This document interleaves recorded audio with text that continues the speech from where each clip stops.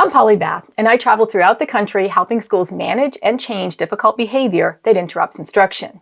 Today, I'm going to answer one of your questions. I often have to work with kids one-on-one at my table, but every time I do that, a line forms and we're constantly interrupted. How do I stop this behavior?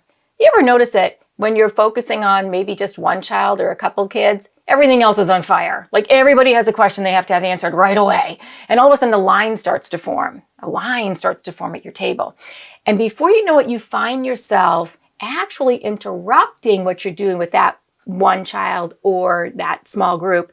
And you briefly answer the other kiddo who asked the question. So if you think about it, you're teaching them that that's okay. And then you might say to the child, remember, raise your hand. And I've actually seen this.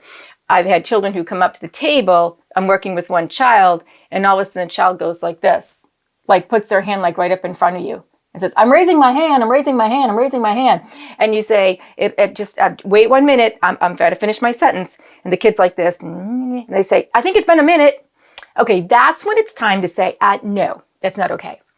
The practice we aim to get into is, when I'm working with one child or a small group at a table, I say to the rest of the class, this is not the time to come up and form a line. This is not the time to raise your hand.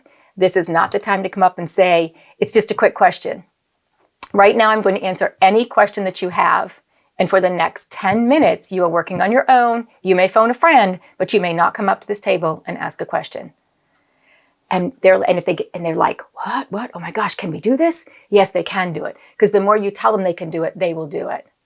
And then you've got to be super careful, because I've done this myself. You'll get that one or two kids that comes up to the table anyway, and you'll find yourself looking at them and going, okay, what is it?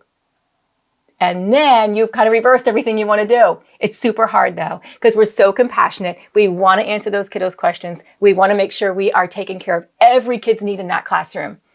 But it's not helping them when we respond, when we say, it's not time to ask that question.